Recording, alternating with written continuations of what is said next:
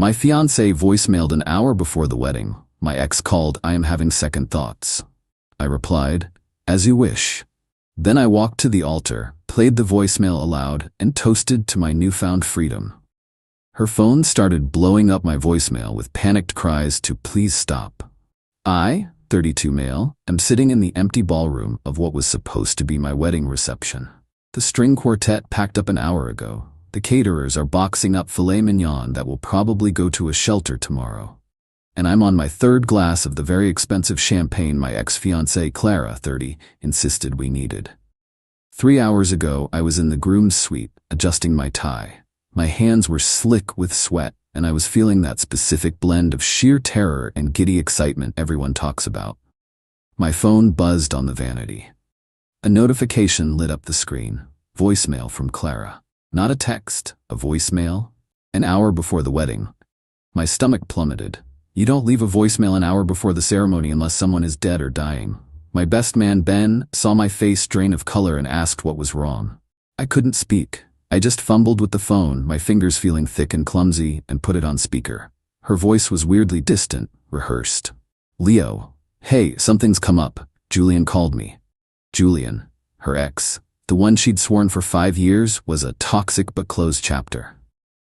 He said he made a mistake, that he still loves me, and I'm having second thoughts. I'm so sorry. I can't do this. I'm at my mom's. The voicemail ended, a tinny final click. The silence that followed was deafening. Ben swore under his breath and started pacing, talking about calling the venue manager, stopping the guests, but I couldn't move. For a solid minute, all I could feel was a high-pitched ringing in my ears.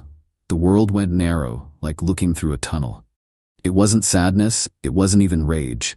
It was a violent physical shock, the kind that makes you feel cold all over. Then, through the fog, something else surfaced. A cold, hard clarity. The switch didn't just flip, it shattered.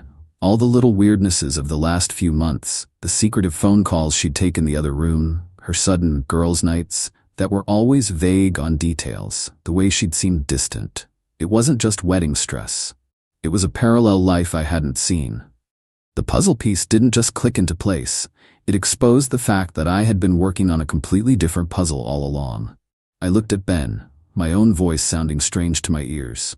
Tell my parents what happened, but don't tell anyone else. The wedding is still on. He stopped pacing and stared at me, his mouth half open. Leo, are you okay? What are you talking about? I'm fine, I lied. I wasn't fine. I was a man standing on a trapdoor she had just opened. My only choice was whether to fall quietly or to make a goddamn noise on the way down. I chose noise. I texted Clara a simple reply, as you wish. Then I turned my phone off. I walked out to that beautifully decorated altar. 200 guests were smiling at me. Her parents, David and Mariah, were beaming in the front row. For a second, looking at their proud faces, a wave of nausea hit me. I could just call it off, announce a family emergency, let them save face. But that would mean I would carry the quiet shame, the questions, the whispers. It would be my burden. Theirs would be hidden. No. Absolutely not. I got to the officiant, shook his hand, and took the microphone. My own hand was shaking, so I gripped the stand. Thank you all for coming, I started, my voice tight but even. I have a brief announcement. Unfortunately, Clara will not be joining us today. A wave of gasps rippled through the crowd. Her mother, Mariah, started to stand up, a look of performative confusion on her face. I held up a hand. She was kind enough to let me know her decision an hour ago, I continued, making eye contact with David. In fact, I think it's best you hear it in her own words, so there is no confusion, no whispers. I held my phone to the mic and played the voicemail. The silence in that room became a physical presence. It was heavy, absolute. I watched Mariah's face cycle through confusion, to crimson rage, and finally to a stark, horrified white. David looked like he'd been slapped. I saw my own mother's face, her hand covering her mouth in shock. Across the aisle, I saw my great-aunt Carol staring at me with wide, disapproving eyes, as if I had committed the greater social sin. Maybe in her world, I had. After the voicemail finished, I put my phone away. I raised my glass. I'd asked the catering staff for one before I walked out. So to unexpected developments, I said, my voice finally steady, and to my newfound freedom. I took a long, slow sip of champagne. The bar is open, the food is paid for. Please, enjoy the party. Celebrate with me. I walked off the altar and straight to the bar. My phone, which I'd turned back on, started vibrating incessantly. Voicemail after voicemail from Clara. I could see the screen light up with the notifications. Please stop. Leo, what are you doing? Call me now. You're ruining my life. My life? An interesting perspective. Most of my friends and family are here. Ben and my dad clapped me on the back, their faces grim but supportive. My mom just hugged me tight. Her side of the aisle emptied out in about 5 minutes flat, a silent, hurried retreat led by her furious-looking parents. So here I am, drinking champagne and trying to ignore the tremor in my hands. Ada, for how I handled this, I honestly don't know. But for the first time in months, the air doesn't feel thick with unspoken lies. Update 1. Hey everyone. The support on my original post has been a lifeline. Reading your comments has helped me feel less like a man who went crazy and more like a man who was pushed to his absolute limit. Things have escalated. The night of the wedding was a surreal blur. My people rallied, but it was a strange celebration, heavy with what-ifs. Her family's exit was followed by a barrage of vitriol. I had 47 missed calls and 22 voicemails from Clara and another dozen from her mother, Mariah. I didn't listen to them. I just saved them to a folder. Evidence. The real fun started the next day. I was at my parents' house, fielding calls and trying to piece together the logistics of unwinding a life when David, Clara's father, showed up. Unannounced. My dad, a man who values privacy above all, met him at the door. I could hear their voices, low and tense. David wasn't yelling. He uses this controlled corporate shark tone, the kind that's all smiling teeth and veiled threats. He said I had publicly and maliciously humiliated his daughter and their family. He said I had no right to use her private message against her. Then he had the gall to say that I owed them. Here's the financial breakdown you guys asked about. My family and I paid for the venue, the catering, the band, and the open bar. It was a significant sum, around $40,000, all from my savings and a generous gift from my parents. Clara's parents, David and Mariah, paid for her dress, the flowers, and a photographer. Maybe $8,000 total. David, standing on my parents' porch, told my father that since I was the one who chose to turn a private matter into a public circus, I was morally and financially responsible for their losses. He wanted reimbursement for the dress, flowers, and photographer. My dad just stared at him for a long beat and said, "David, the only thing you should be doing right now is leaving." An hour later, an email from David landed in my inbox. It was a professionally worded demand for $8,250, itemized with scanned receipts. He wrote, "This is a small price to pay for the emotional distress and public defamation you have caused.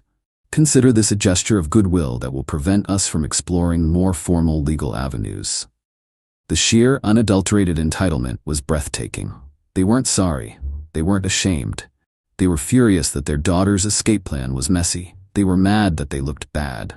Later that evening, Clara called from a blocked number. I almost didn't answer, but I knew I had to. The conversation was chilling. There was no apology, just pure, shrieking rage. "Do you have any idea what you've done?" she screamed. My parents' friends were there. My cousins. Everyone heard that. "Julian won't even talk to me now because he says this is too much drama."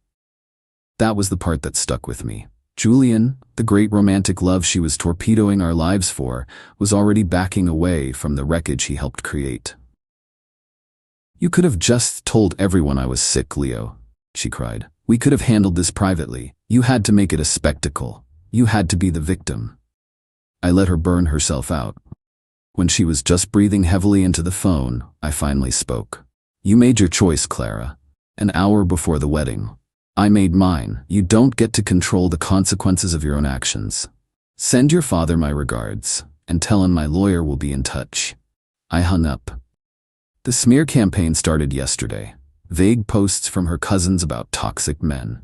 Then a long, detailed post from her maid of honor about how I had a terrifying public moan, that Clara had been unhappy for months, and that she is a survivor of emotional abuse. They were trying to rewrite history in real time. To paint me as the unstable villain and her as the brave victim who fled for her safety. They think this is a game of social media. They don't understand that they just handed me the ammunition I needed. Update 2. Things have moved from a war of words to a strategic legal battle. The online smear campaign was their biggest mistake. It took this from a personal betrayal to a public attack on my character and reputation. That's a line they don't get to cross. As many of you advised, my first step was hiring a lawyer. My uncle recommended a woman named Miss Albright. And bulldog is an understatement. I walked into her office with a folder containing David's emailed demand, Clara's voicemails, and 15 different screenshots of the social media posts.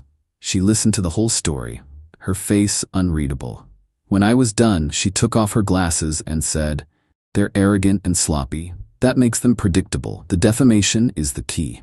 Suing for wedding costs is messy and varies by state. But libel? That's a different animal, especially when they've made specific false claims about abuse." Here's the plan we put into motion. Step 1. The legal counteroffensive. Miss Albright drafted 2 things. First was a response to David's email. It politely declined his offer to accept $8,250. It then laid out in excruciating detail how Clara's actions constituted a breach of contract that resulted in direct, non-refundable losses of over $40,000 to my family. The second and more important document was a cease and desist letter. It was sent to David, Mariah, Clara, the maid of honor, and the cousin. It explicitly listed their defamatory statements and demanded the immediate removal of all related posts. It also stated our intent to file a defamation lawsuit seeking damages if they did not comply within 48 hours. The letter mentioned that in the discovery phase of such a lawsuit, we would be subpoenaing phone records for both Clara and Julian to establish a timeline of the affair, proving their claims of her leaving for safety were maliciously false. Step 2. The pushback. The reaction was immediate. The social media posts vanished within a day. But David, true to his shark nature, didn't just fold. Ms. Albright got a call from his lawyer. They blustered. They threatened a countersuit for my public spectacle. They argued the social media posts were matters of opinion. Miss Albright held firm, apparently telling them, calling someone an abuser isn't an opinion, it's a factual claim, and your clients made it in writing. We are very eager to proceed to discovery. The threat of dragging Julian and his life into a legal deposition was the real checkmate. They were trying to protect Clara's narrative, but a lawsuit would expose the entire sordid backstory. Step 3. A personal matter. While the lawyers talked, I did something for myself. The name Julian had been tormenting me. I did some basic social media searching. It wasn't hard. A mutual acquaintance, cornered and ashamed, confirmed the story. It wasn't a one-time call. Clara had been seeing Julian for at least 3 months. She was having an affair. And Julian was married. I found his wife's professional profile online. A pediatrician. Photos of her with their 2 young kids. A wave of something cold and ugly washed over me. This woman's life was also built on a lie. She deserved the truth. I felt a pang of guilt thinking about their kids, collateral damage in a war they knew nothing about. But the truth is the truth. Her husband and my ex-fiancé made this happen, not me. I created a throwaway email account. The message was short and sterile. I am the man your husband's mistress was supposed to marry last Saturday. I believe you have a right to know about his ongoing activities. Here is a voicemail she left me on our wedding day, mentioning his name. I attached the audio file. No commentary, just information. For the first time since this started, I felt like I wasn't just reacting. I was taking a piece of the power back. They wanted to play dirty in the dark. I just turned on the lights. Final update. It's over. Well, my part in it is. The legal battle ended not with a bang, but with a series of weary, calculated negotiations between lawyers. David's blustering folded when he realized we weren't backing down from the defamation suit. They were terrified of discovery. The final agreement was this.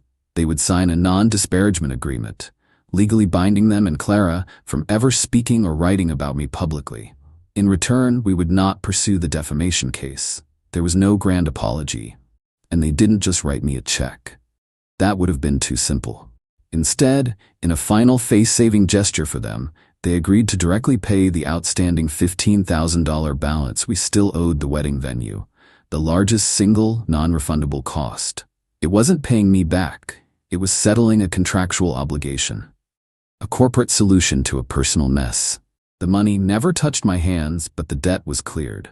It was a quiet, anticlimactic victory, but a victory nonetheless. As for the rest of the fallout, real life is messier than a storybook. Julian's wife, the pediatrician, apparently acted with surgical precision.